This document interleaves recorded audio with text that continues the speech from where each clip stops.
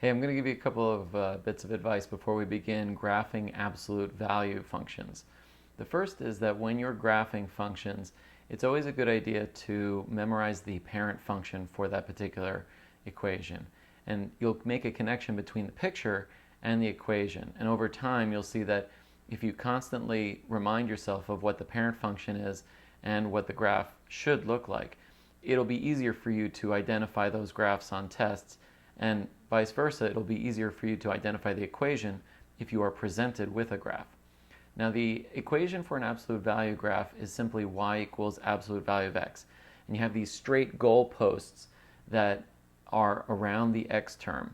So they're just straight lines. It's a very simple parent function. The final bit of advice I'm going to give you is that if you don't have any sign in front of the absolute value, in other words, if it's positive absolute value, then you're going to see the graph is going to open up like a V.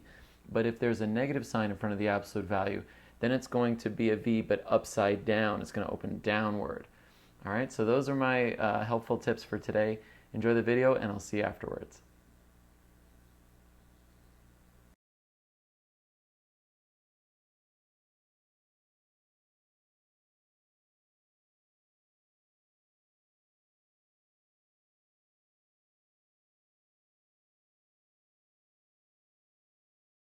Okay, in this video we're going to show you how to graph an absolute value function, and the graph of the function that we're going to work with, or the equation that we're going to work with, is y equals the absolute value of x minus 4.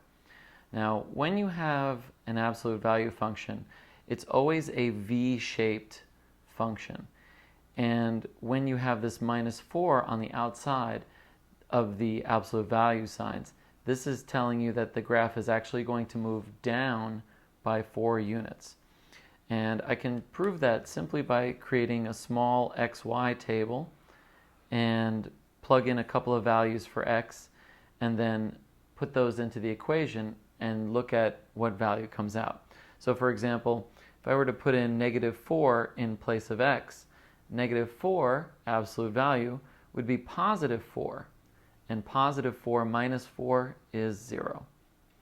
Next, if I were to put in negative 3, the absolute value of negative 3 is 3, and 3 minus 4 is negative 1. So I can keep going in this manner, substituting values in place of the absolute value of x.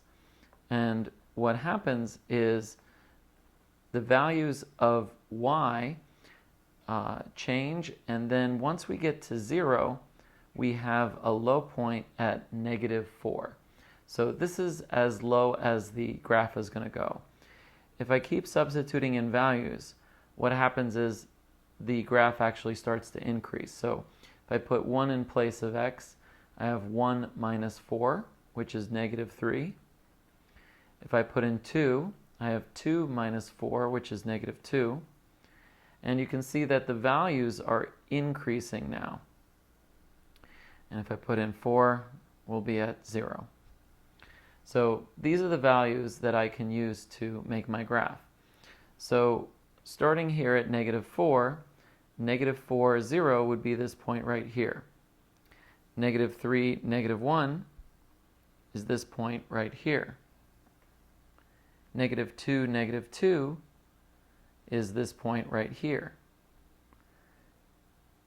Negative 1 comma negative 3 is this point right here. And then 0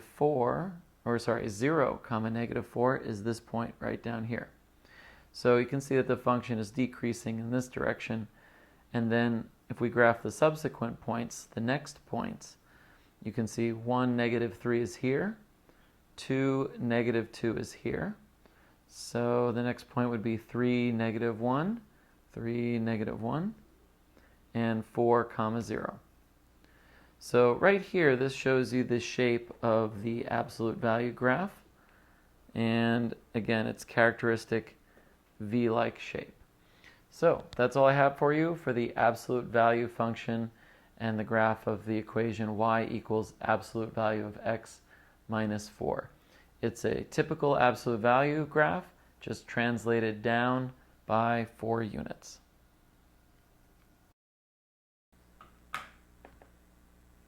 Okay, so that was it. That's how you graph an absolute value function. So again, just to remind you about the key points for today, memorize those parent functions so that you can associate the picture with the equation. And again, for the absolute value, it's very simple. The parent function is simply y equals absolute value of x with those two straight lines around the x term. And then finally, if you have a positive value in front of the absolute value sign, or you don't even see anything there, then you can assume this is a positive absolute value. It's going to open up like a V. But if there's a negative sign in front of the absolute value, then it's going to open downward. So those are some general tips that will help you out on tests and quizzes. All right, I'll see you next time, and good luck with your math.